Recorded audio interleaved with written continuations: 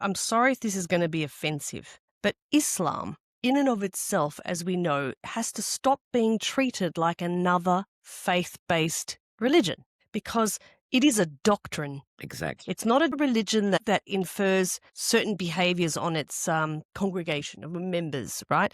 And it's a very private thing. Islam it has external ambitions. It's not a private thing. Islam is not a religion. People need to stop treating it as if it is one. It's not a religion. It's a political doctrine, just like Nazism and fascism and communism and every other ism out there.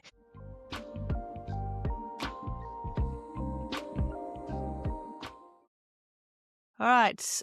Good evening, Linda. How are you? Hi, Sophie. How are you? Good, good. We're both a little bit under the weather, but we thought it's important to come on and discuss the escalation of recent events because, well, I don't know how many more events we can have in, say, 4 days, but a lot. So there's a lot to talk about. And when are we going to stop saying escalation? Because, I mean, every time you think that we've reached the top, I mean, the mountain top, and every day we open our phone, we And turn on something new. the phone, and Something new there's comes up, huh? Yeah, I don't know where the limit is. I don't know when. It's like the US debt ceiling. You just keep raising it, right? So obviously, I don't know when enough will be enough. We've been talking for how long now about everything that's been happening. But I don't think even us or we could have been prepared for everything that's happened in the last few days. Where do we start, Linda? Where do we even begin? Like, as I, as yeah. somebody from your country Mm, where you were born, your yes, kids were born, yes.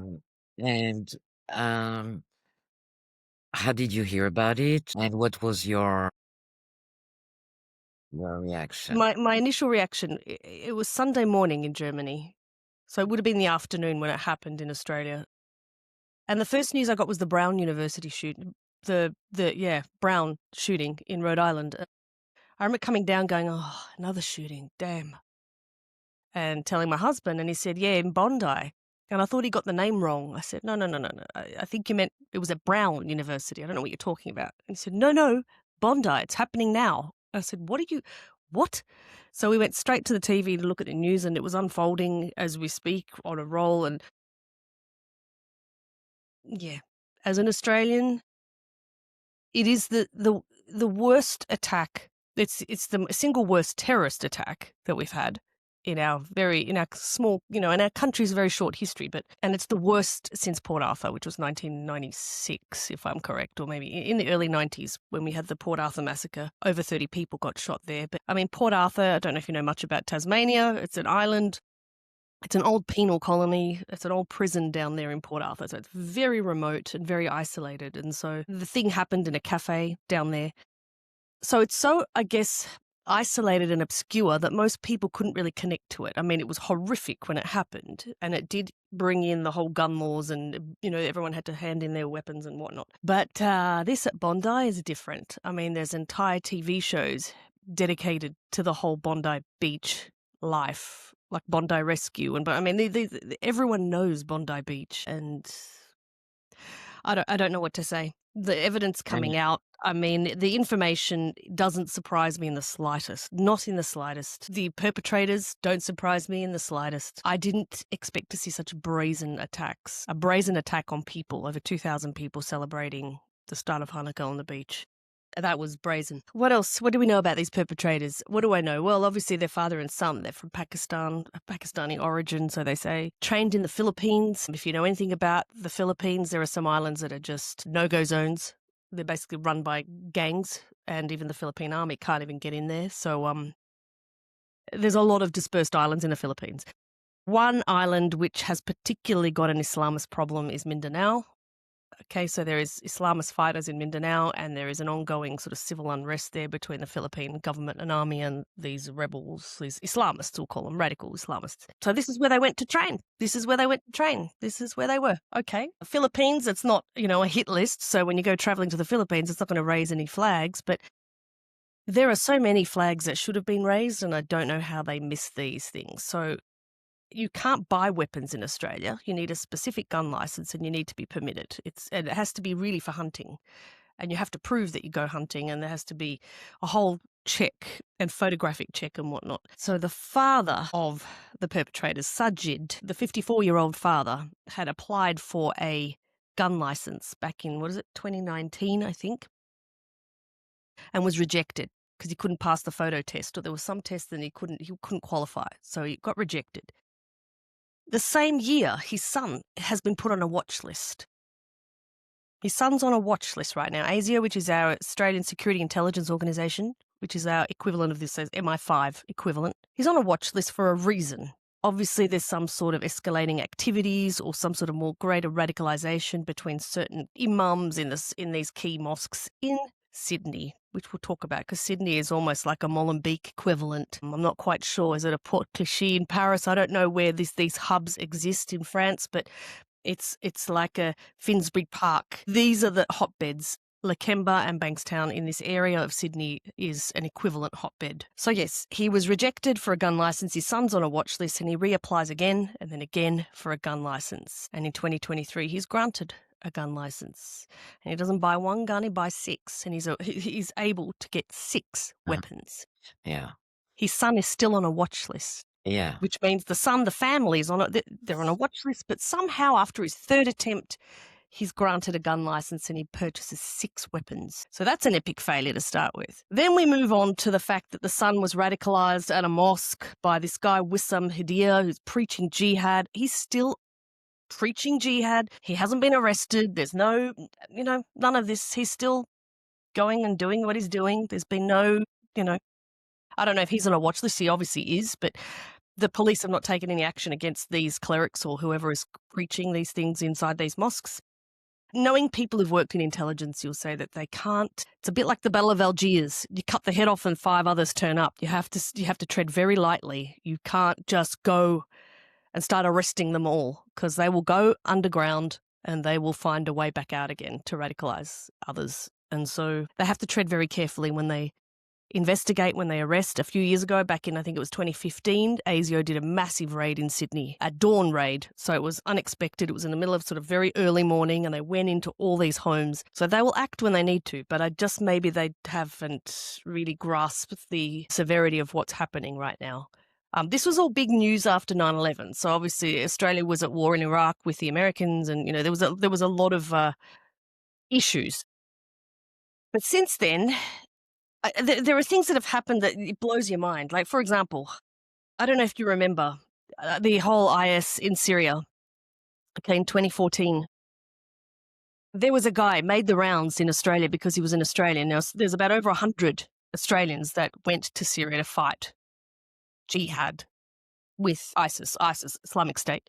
Yes. This man called Khalid Sharif, posted a pic on Twitter of his son, 3-year-old son, holding a severed head, saying, "That's my boy." And that made the media outrage, shock, horror, outrage. And then we went on and moved on.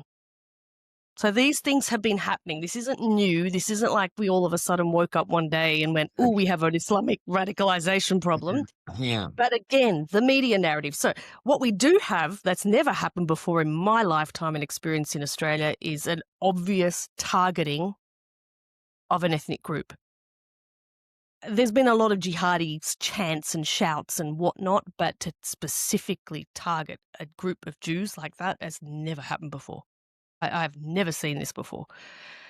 And then on the same day we had, the Amsterdam, the lighting of Chanukah and the attacks of, the mob that's descended on the people, the California shootings, people who had, in the window, their lights. And the MIT professor, Jewish man, shot in his home. Brown University, they were trying to hide the fact that the guy was an Islamist. I mean, when they say he's a Palestinian activist, give me a break. Okay? Palestinian activist is code for Islamist. Like, we know that. Let's just exactly. cut the crap, right? They're trying to mask it as some kind of legitimate activism. Exactly, heroic activism. The guy now they revealed his identity, and I heard that the university scrapped him from their website and everything. Yeah, I saw Listen, that. Mm. I tagged Brown. I tagged Brown, I tagged Yale, I tagged Berkeley, Stanford, I mean, all of them. They have turned into indoctrination camps. They are radicalizing the youth. They are hiring professors not on their expertise or competence, because, I mean, they are hiring them because they are radical Islamists, not dressed as Islamists, for sure. They're not. Takia is the way. And just to please their sponsor. I read somewhere, I heard somebody say that Qatar, in the last year, I mean, how many years? I don't know exactly how many years, so I don't want to make a mistake, donated over 100 billions to American universities. Donated. Donated. We call that soft power. Soft power. Soft power politics. You were talking about that targeting of the Jews in Australia.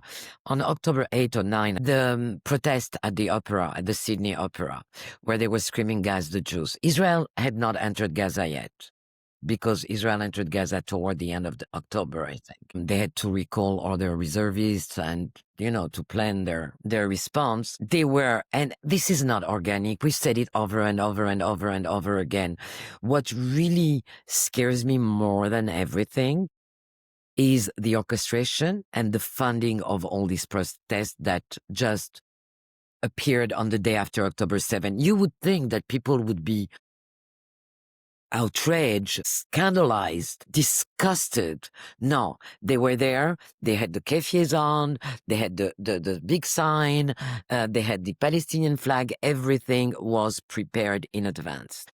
And then all the social media propaganda. The propaganda and the preparation is clear. There's entities that have prepared for this moment. Exactly. What I didn't prepare, and maybe none of us were prepared for, was how quickly this wildfire, this indoctrination wildfire, would spread globally to the average person who has very little, if any, knowledge of the Middle East, of the conflict, of anything. That's the most surprising thing. A bunch of ready-made placards and a bunch of people who are, professional agitators, no one pays attention to. But how did that escalate into a this global movement of people who can't see any reason? I don't know when that happened. I'll give you one example in Melbourne. I was listening to a morning news guy, and there is a suburb in Melbourne where there's a lot of ethnic groups that live there. They'd be Greek, and a lot of the time is Turks, and maybe Lebanese in the northern suburbs of Melbourne. And this one council building, one flag was hanging. Now, this is recently. Palestinian flag. This is a suburb in Melbourne that's not flying its own flag, its own country's flag, let alone its own state's flag of Victoria. It's flying the Palestinian flag. And when the journalists went in and made a complaint and said, what is this? Why is this still here? And they said, well, we haven't had enough reason to remove it. There hasn't been enough agitation. No one really cares if it's hanging, so we haven't really removed it or pulled it down. Why is it up in the first place, Linda? Only in that Melbourne suburb. It's in France. It's in America, in New Jersey. Yeah. Many. It's and the thing is that this is new though. I'm saying this has never happened before. This was not prepared in 1 day or 2 days or a month. It's the plan of the Muslim Brotherhood. What I don't get is, because they say, well, Israel has a very poor communication strategy. I don't think Israel cares about winning hearts and minds, let's face it. No, it's with not an existential crisis. It's not here to win It's not only that. We would think that people have common sense, No, I think and say that rape and beheading and burning people alive is wrong. You would come from that. And also, we don't have the means of Qatar. Israel doesn't have the means of Qatar. Israel has to battle a seven-front war. So there are priorities. And also, when you say the universities were already prepared for that, they already had indoctrinated the kids and the Palestinian, the SGP, I don't know how it's called, the movement in the universities have been working for years. So it was they were prepared.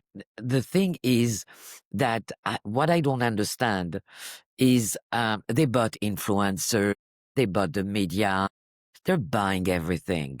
They're buying it all. Okay. What I don't understand is everybody knows what is their plan.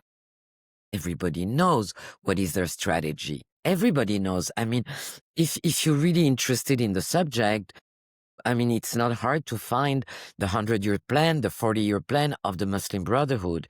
It's there, it's out there, and they say it. They don't even try to hide it. But the thing is, what scares me more than anything, because I think really that the majority, the silent majority, who should start speaking, by the way, the silent majority has not bought the propaganda. We have seen lately X unveiling the location of many accounts who pretended to be in Gaza City or in Rafah or in Khan Yunis, and you hear that they are in Pakistan or in Saudi Arabia. And these are people that were telling the horrible thing that were happening in Gaza and publishing pictures and photos that were fake, you know? Yeah. A The complete thing is, psychological war. Like, if you ever want a yeah, textbook, the thing is that the purpose was to provoke outrage and rage. And do you that's know what else, when the Linda? rage and the outrage was in the streets, but Yeah. that was the man. I mean, October 7 had a double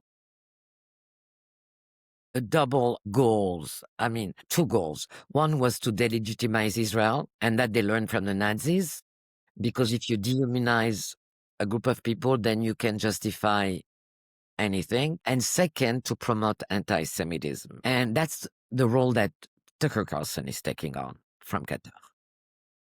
Clearly, it's not a secret anymore. He's platforming only anti-Semites or people who are putting in question Yeah, these are the revisionists who are the starting to revisionist, etc. revisionists of. But why? Because the goal for that, the real goal for that, is to create a divide within political parties. Within the Democrat Party, that's what the Squad is doing, and within the Republican Party, that's what the woke right is doing. Is to create dissension and to weaken the party, because when you weaken your enemy, it is easier to take over your prey. And what I don't understand is that if you and I can see it, why do you think, when you told me earlier, and I have to ask you this question about that, of these two guys, okay?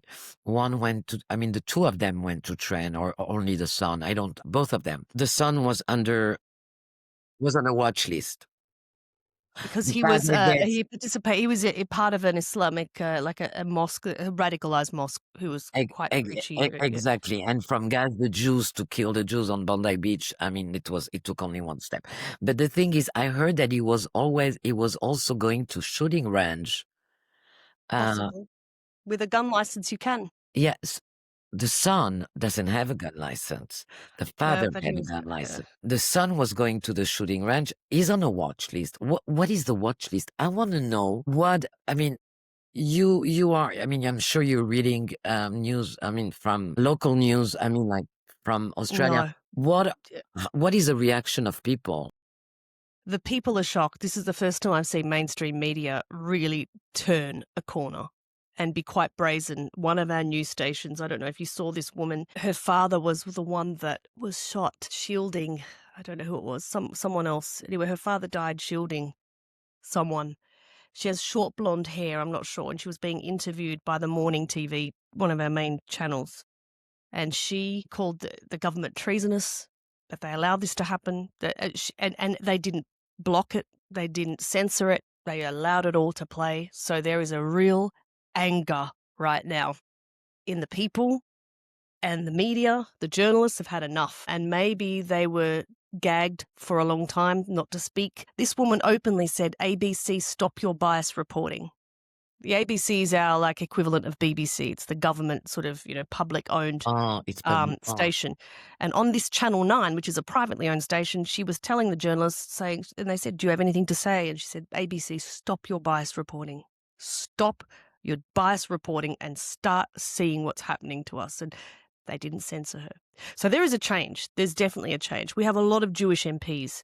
We have a lot of there is huge anger right now in the country with what's happened. Problem is, what will happen? The government's yeah. clearly feckless, if it ever was a word to How use. did anyone, Completely feckless. how They did are. anyone elect this man? I mean, he's got Um, nothing. it's just in Australia we have an unfortunate two-party system, and people tend to just go with whatever's the opposite. If the other party's been in for too long, and the other party had been in for too long, got a bit. It's a bit like Conservatives. I mean, who the hell elected Keir Starmer? It's the same thing. But it's the same, these Labor parties, these Labor governments that are in charge right now that are creating this chaos. This problem in Australia is not new. I don't know if you remember 20 years ago, we had the Cronulla riots. Cronulla is a beach just further south of Bondi, right? And it's traditionally been a very white sort of Anglo-Saxon area. And people would go there to the beach and whatever. And I don't know if you know what caused the riots, because I too was quite ignorant. I've got cousins in Sydney who grew up in Bankstown. They were Greek, right? But I lived in Melbourne and we didn't have any of these things. I mean, yes, there were Lebanese people and Turkish people and multiple groups of people in Melbourne, but we didn't have this problem. Sydney's had it for a very long time, which means it's a hotbed over there. And when they told me, "Do you have any idea what caused these riots?" And of course, at the time, being, like we all are at one time, very lefty, very sort of, social justice, Yeah. 20 years ago, we're so racist and how can we do this? And they said, "Do you know what caused this?" They were harassing girls on the beach, gangs of Lebanese youth, that they would harass the girls on the beach, harass the girls on the beach. The lifeguards had enough and pushed back, and then it started a fight, and then the brawl escalated, and then it just escalated and escalated. But what's the root cause? Disrespect for women, ganging up on girls, calling them fair game or whatever it might be, because, of course, it's the same rape scenario in the UK, exactly the same. In fact, Sydney had its own Lebanese rape gangs. We didn't have Pakistani rape gangs, we had Lebanese rape gangs, but these are not Christian Lebanese people. I'm not going to say anything more. And there's only one reason they do this, because they disrespect women. They have no respect for women who are not covered or not Muslim, and they're fair game. And this is what's happened. And this is 20 years ago.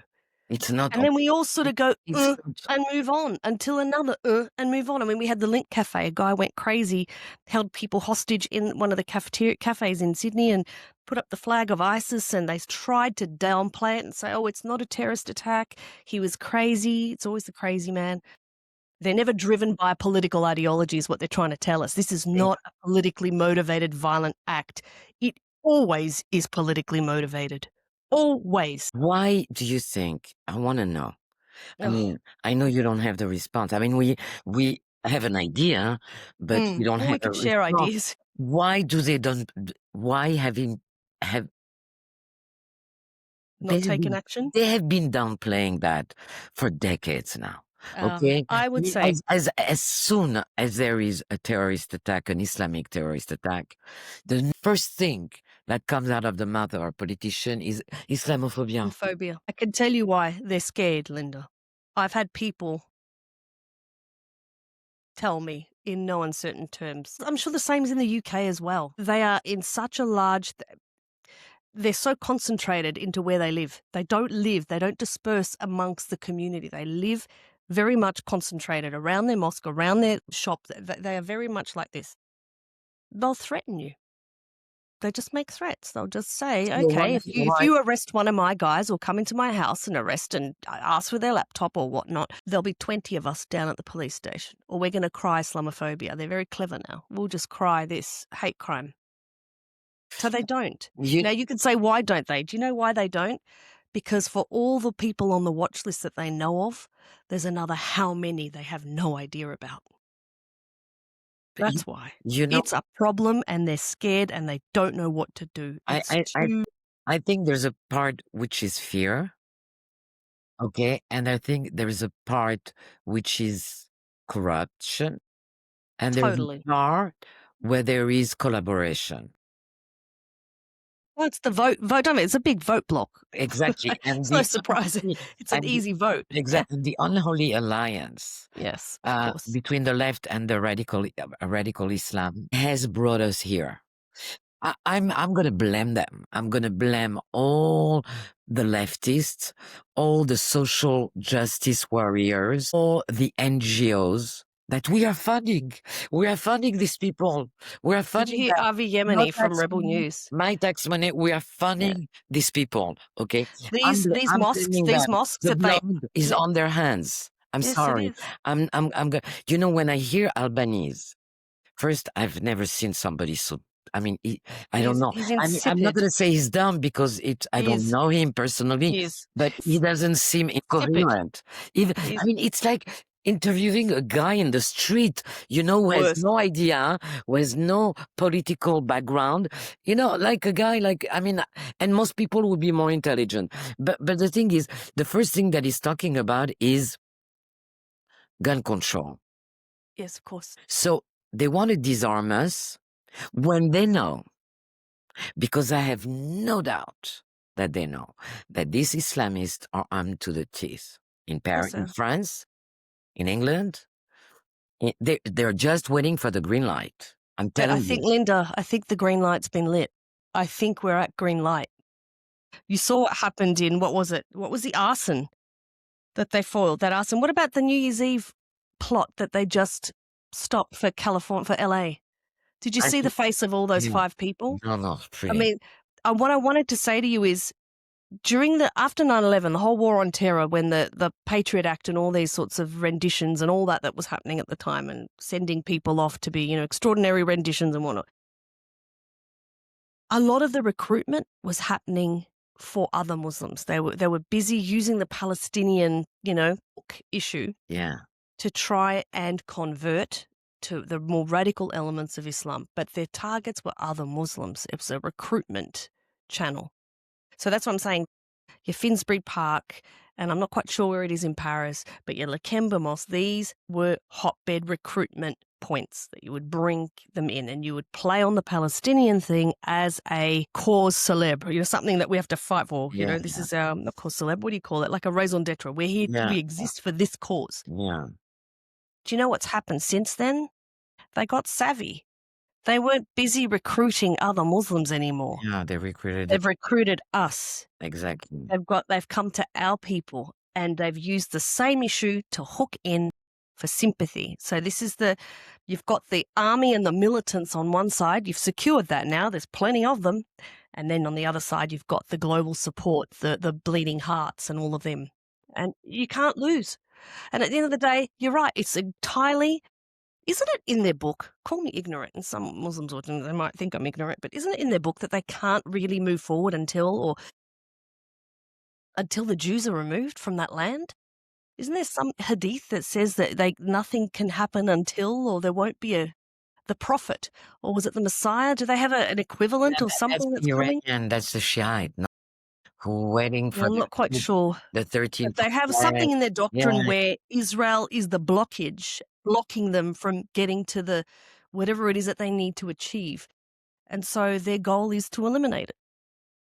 And any bullshit discussion, we're not after eliminating Israel, we just don't want the Israeli government. We're not anti-Jewish or anti-Semite. No, we're just anti-Zionist. yeah, We're not, shut up. yeah. It's a trope that's just been so well overplayed to the point now it's lost any semblance No, of... but the thing that's really revolting me, on October 7th, they burned alive babies. They shot babies Yeah, in but Linda, that didn't There. happen. Remember? It Yeah, didn't happen. no, It didn't happen. yeah, It'd be like the but Holocaust. It never happened. we are the baby killers. Once again, you know, when Tucker Carlson said that Israel targets women and children, what a lie. He should be sued. At this point, sue one of them. Take them to court, prove it, because, and I've repeated over and over, we lost 1,000 young men. And believe me, for Israel, every young man that died, the whole country is in mourning. To avoid civilian death, it's a trap, urban warfare. You know it. I mean, everybody knows that urban warfare. warfare to avoid, and they put children. There were two soldiers who saw this little girl.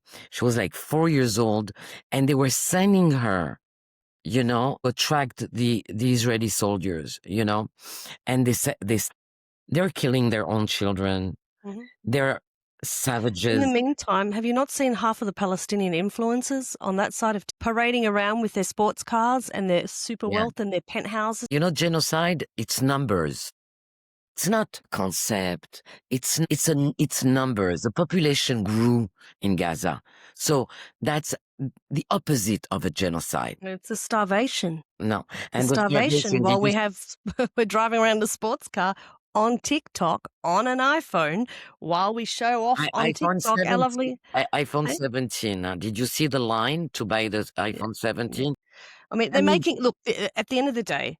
yeah, They're making a mockery of everyone and having a laugh behind everyone's backs. They've taken everyone's money. It's a bit like the NGOs who take our money, our tax money goes to them for them to funnel these people through. And I have no idea what the fuck they think they're doing. Pardon me, but I'm done. These mosques got how many? What did Avi Yemeni say from Rebel News? yeah, Over how many millions of Australian taxpayer dollars going to who? The mosques? yeah. For what? Why is my tax money funding your religion? So that's my question to you. They know. So you said they're scared because they're scared to confront It's an and be appeasement. and be blamed of to be Islamophobic and all this BS. Okay, and it's also a voting bloc. Okay, why do you bring more? Why It is do what, you yeah. bring more? So that's okay. You have this. You have this population which is here. They're Australian, they're French citizen, they're British citizen, they're American citizen, they're German. I don't know if they're German citizen, by the way. I don't know if Germany gives them citizenship, but they're from, they got the Belgium citizenship, Holland, the Netherlands, Sweden, Norway, Denmark, Spain, Italy. They are citizens. Okay. So now it's hard to expel them because they're citizen, and you're going to have all the NGOs and the human rights, whatever, and all these people coming to their defense. Okay, why do you bring more? So that's where, okay, there is the part that they're cowards. There is the part that they are politicians. Okay, courting votes. Okay, but when is it enough? How are we going to get out of that? That's what I want to know. What is the scenario that, what kind of scenario do you see that give us some kind of hope, light I after don't this see. tunnel? I don't. All I see is a push for digital ID. I see a push for more one world, push for more sort of concentrated power and centralized power and government into the hands of a few technocrats and whatnot around the world. I honestly see them deliberately disempowering us. That's what I see. That's why they bring more. They want to, if you have civil unrest, you can justify anything. In the name of security, you can justify anything. That includes digital ID, papers, Yeah, restricted yeah, but areas. they don't come after these guys. Clearly, I clearly, don't the care. people who have been arrested in England are not the guys that were screaming after October 7th to rape Jewish girls. Screaming on the streets of London. No, they arrest a woman who's praying, a Christian woman who's praying in the street. She's not threatening anyone's It's security. incitement. For me, I call this entrapment. You are inciting violence by your ridiculous posturing and persecution of people who are, the benign acts of a woman praying in her head. It's inciting a response. We call that rage baiting. That's what they're doing. I honestly think that's what they're doing. They're trying to rage bait the population into reacting. They nearly did it with the riots in England after the Rudakabana murders. They're doing it in Ireland. I feel they're rage baiting us. And then they say, don't look back in anger. So they gaslight us and rage bait us at the same bloody time. That's what they're doing. They rage bait you into fury and then gaslight you into calling you a racist. Don't look back in anger. Make sure, be tolerant. It's not everyone. It's just and then you're in this loop of disempowerment to the point where you start questioning your own sanity. That's what they're doing. At the end of the day, I don't know. A lot of money, a lot of short-term myopia. That's what it is. All they I love care about is the I always say next that buck, the next hit, the next election, the next thing. When am I going to get my mansion? My revolving door of when I leave Parliament and politics. Where am I going to go? Who's going to give me a cut? Who's going to give me a job? That's all they care. They don't you care. know, I've seen this guy in America say that their plan is to get more and more and more of their people elected, so they can change laws, they can enact laws. So they're taking over. There is the violent jihad, terrorism, and Soft shit. everything that's happening in the Middle East, in Europe, in Australia, in America. But there is the soft jihad. And I was looking at something the other day that Saudi Arabia Miami, Florida is gonna be their hub. We're gonna Well, invest billions, buy sports teams. So culture. They know that culture is important, and sports in America is a huge element of. They're investing in movies, in music, and not because they want to make money out of it, or not because they have an interest in these fields. It's just to get more power, and more, like little by little. So you have the political, it's by stealth. you have those who run for political offices, and they buy assets in every major company, major assets. How can we stop that? Because when they say that Saudi Arabia is a moderate. Well, this is what people need to stop thinking. I'm sorry if this is going to be offensive, but Islam, in and of itself, as we know, has to stop being treated like another faith-based religion because it is a doctrine. Exactly. It's not a dogmatic. It's not a religion that infers certain behaviors on its congregation of members, right? And it's a very private thing. Islam it's an externalizing, what's the word I'm trying to find? It has external ambitions. It's not a private thing. Islam is not a religion. People need to stop treating it as if it is one. It's not a religion. It's a political doctrine, just like Nazism and fascism and communism and every other ism out there. It's legitimately open to critique and question, and that's the two things they have stopped. They have conveniently stopped us from questioning it because it's faith-based and it's insulting, and we cannot critique it, and they've made it equal to every other religion, and it's not. It is a political doctrine. It is not a religious doctrine. Why are you scared about the skeptics and those who question? If there's nothing to hide, and if there's nothing nefarious about it, then why would we are able to criticize? I mean, they've spent the last 40, 50 years going after Christianity with no problem. I'm sorry. A woman, who was the one that made that artwork, the Piss Christ? Yeah. Piss Christ. You want something sacrilegious and insulting to Christians to put there? Well, some Christians believe not just the Son of God, it is God. You've put him in a piss, and that's art? And you still live? Yeah, you still live, because Christians don't go. I mean, they're open to criticism, and as insulting as it is, they don't have to like your artwork. You're not going to lose your life over it. No. What happened at Charlie Hebdo? Well, we won't go back into that anyway. Listen, the Pope has been, since I'm a child, so there were several popes, okay, have been caricatured, have been made fun of, have been made jokes about. I didn't see any Christian burning anything. I didn't see Linda, that. if we're going to call a spade Yeah, and look at numbers, the amount of people being persecuted and killed Christians are not Muslims, are Christians and Number Jewish, one. whatever, there's Yazidis Number one. and others, and maybe some minority sects of Number Islam. one are I think the Christians are the number one persecuted in the world. I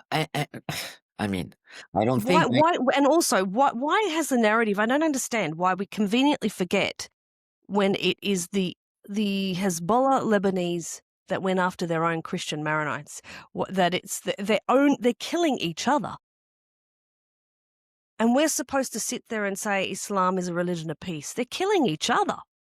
They have no respect even for other Muslims or other. And the thing is, they don't see ethnic lines. There's no such thing as a Lebanese. You're not Lebanese. You're Islamic or you're not. That's Exactly. it. You're not one of us. So they don't believe in ethnicity. Lebanon was a majority Christians in the 60s, I think. No? Up to the 60s. Syria was Christian. Yes. Iraq was Christian. I mean, I'm not in the last 60s, but I mean, when they call us, the Jews and the Christians, colonizers, okay? I mean, the whites colonizer and and we in that tiny, tiny land. I mean, you have to be really dumb. You have to be really dumb or hateful to call Israel colonizers. We have I think one of the smallest nation in the world. It's And language. It's all it's language. language, yeah. It's But just you that's how conveniently yeah, totalitarian use the language, But it's like, okay, open a map and see how many Muslim countries there are. They were not born Muslims, okay? Indonesia was not Muslim. Afghanistan was not Muslim.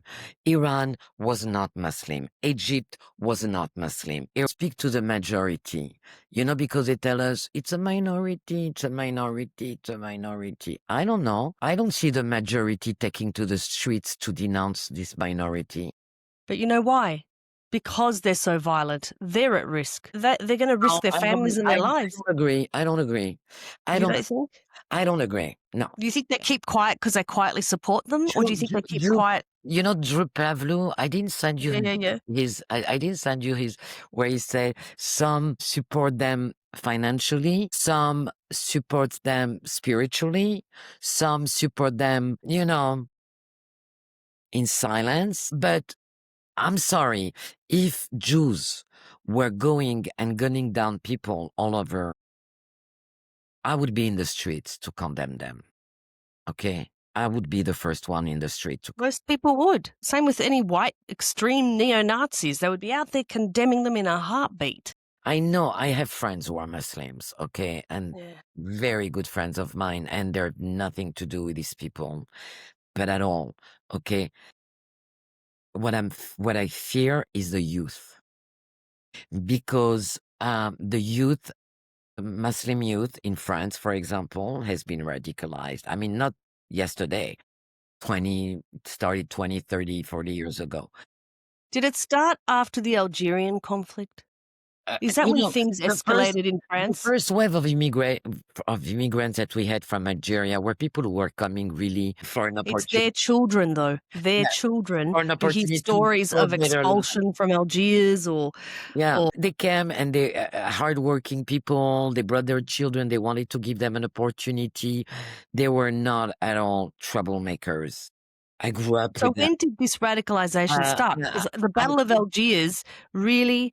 Al Jazeera, I can tell you that the breaking point when Al Jazeera was allowed to broadcast from France, England, wherever, which is still allowed, okay, still has a license. They don't have it in Jordan. They don't have it in Egypt. They don't have it in Saudi Arabia. We have it here. That's when it started. It blows my mind that RT is banned everywhere. Russia Today. Yeah, RT. And the Iranian one, what was it called? I can't remember what the Iranian channel's called. But anyway, they're all banned. Yeah. But Al Jazeera remains. Yeah. But banned in certain Gulf countries. And this is the other thing I want to talk about. When will the West wake up?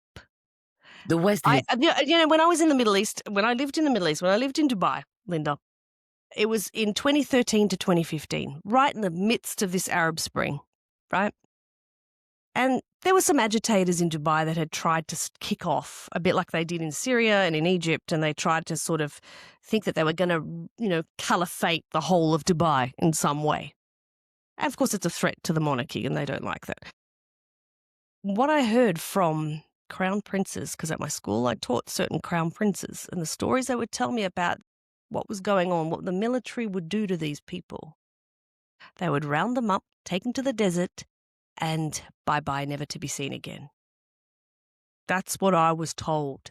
So they don't tolerate any radical cleric, any mention of Muslim Brotherhood, any mention of a caliphate or any type of Sharia or anything like that. No. They're done straight away, eliminated. They were literally sent to the desert and shot. I can tell you that. Every mosque, And every mosque is under surveillance. I can tell you that. they don't tolerate it. In Morocco, every Yeah. single mosque is under. So why don't we get it? They don't understand. You know, there is this Are guy. you telling me every single politician, every single literate, well-educated individual that has managed to get themselves into a position of leadership or into intelligence doesn't get it? But you see this guy. There is this guy. I don't know if he's a Saudi or a guy from the Emirate who talks about the radicalization in the West. Yes. Okay, He's an and, Emirati, I think. and, Yeah. and he's like, guys, wake up. They are in awe because these guys, these Islamists that we have here, they are using our democracy, our Against us. freedoms, of free speech and association and whatever and ever to undermine us. And they know, our leaders know. So listen, even Trump, you know, hello, Trump. I mean, this is my biggest disappointment is Donald Trump. Jolani, after what his thugs are doing to Christians. Doesn't matter. Look, 20 years ago, Jelani was, maybe not 20, 15 years ago, severing heads and parading them round. And now he wears a suit and he's distinguished. I mean, this is the comedy of our world. Two U.S. It's a soldiers comedy. have been killed. Yes. Erdogan is a partner. Erdogan. I mean, why do you think the EU has never allowed Turkey, as coward as they are, as sellouts as they are? Because the entire Turkish population would descend into Europe mighty fast. It's like Erdogan and Qatar, but my problem is Qatar. I sent you this video clip of this guy who's a professor or something, and they did a report on Qatar's influence in America. How they have bought politicians in both parties, the 100 billion in universities, and how they are. There's no way Trump doesn't know all of that. So what is the deal? What is the thing? I mean, you don't need Qatar for oil. You can go to Have your own. No, you have your own. You have Saudi Arabia. I know they produce less, but you have Saudi Arabia, you have Kuwait, you have other countries, and let them. But the problem is that if America doesn't, then Europe will, and it's a battle. You know, it's like there's not a cohesion, and that's what scares me the most. Is at the moment we should all put aside our differences, you know, like with Putin and Xi and whatever. I know China also is doing a lot of damage and indoctrinating our kids and everything. I know that. But there's a moment that we need to sit, all of us, you know, and say, hello, we have a common enemy. Okay? There is one threat to humanity today, a real one. That's everywhere. In Africa, in Asia, in Europe, in America, in South America, North America, South America is, you don't even know. Okay. It's worse than anywhere else. And Australia, even China, you know, and they have other countries near them. They should sit down, put our difference, try to work out commercial deals, whatever that can satisfy more and less everybody, and decide to battle this one, because I'm not scared. I'm not having nightmares, or Putin doesn't keep me awake at night. Okay. Well, they're playing that narrative. I'm They're sorry. playing that now. They're Okay. trying to get everyone ready for some war. No, but listen, you know what? I mean, the EU, I can vomit them. If I could, I would vomit them. But the thing is that he's not the one who keeps me awake at night. It's not Russia. Not scared. I'm not preparing. I'm not, doing drills or something because I'm scared Duck and that cover. Igor and Piotr are gonna come and kill me. No, you know, it's like Macron is so out of his freaking mind. This guy, and all of and the EU. I'm like tired of them. Really, nobody in France. I can care. I can tell you. None of my friends, nobody that I meet in the streets, no one is scared of Putin. Not. There's not one Frenchman. Not one. Not one. That thinks, oh my God, my children, what future I'm gonna leave to my children because of Putin. That's not their fear. The fear is, we all know the fear. The fear is I went to my little village Christmas market on the weekend, and it's literally a tiny village, like 5 huts and a little fire pit at the school and a couple of more huts, where they sold glue wine and whatever else. Glue wine, which is like your part, what's it called? Mulled wine. And there were giant bollards at the end of each end. Big, giant bollards. And this is a village in the middle of nowhere. Like no one would be here. Every Christmas market now has to have these big, giant bollards to stop cars from ploughing. An Sure, army, an army all over. I was just walking with my sister. We went to the market, to the open market today. I went to buy, some present for the holidays, and I see armed, I mean, like fully armed soldiers, and there was a synagogue. And every Jewish school in France has armed guards. Every synagogue has armed guards in France, Same in Australia. in Australia, in England, in America. Do you see any mosque being guarded? No. Do you see any madrasa being guarded? So next time they tell us Islamophobia, we should vote them out. We should all vote them out. And the silent majority, because I do believe that the silent majority is not pro Free Palestine. We saw it at we saw it at the Eurovision. I mean, these 12 points given to Israel was like a, a protest vote. I don't know if they like the Israeli singer, truly, as much as they wanted to tell them fuck off. That was the 12th point. The 12th point was a big fuck you. And I'd love to talk. Actually, we should talk yeah, next time. We will talk about the Eurovision palaver because I that is know. the most hilarious, funny, stupendous thing that's happening. In order to wind up, because we've been going for a while, I just thought it was timely that we have a chat about the recent events that have unfolded and escalated. And I mean, I want to find out more about the killing of that MIT professor that happened this morning, yesterday. Because again, if they're coming to your home and shooting you dead. And of course, we don't know if there's any other sort of extraneous circumstances regarding that, right? We don't know Israel thinks, necessarily. Israel thinks that it's an Iranian hit. Well, that's the thing, but they thought of the Australian one was also funded by Iran because the Australians expelled the Iranian ambassador. So that could be a possibility. But at this point,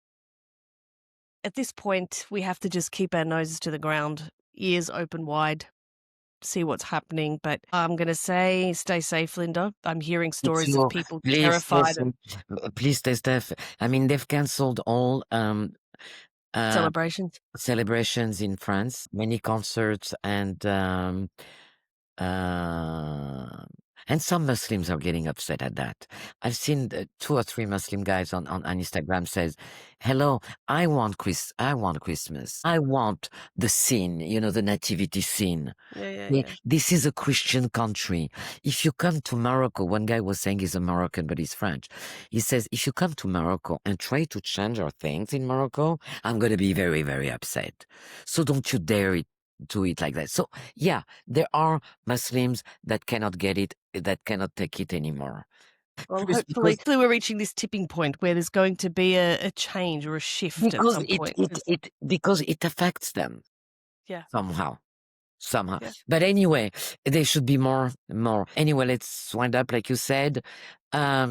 Feel better. You Let's too. pray that these holidays are gonna be, I mean, we already have 16 dead and no more. The girl in Brown University, this young girl, I think she was 19 or something like that.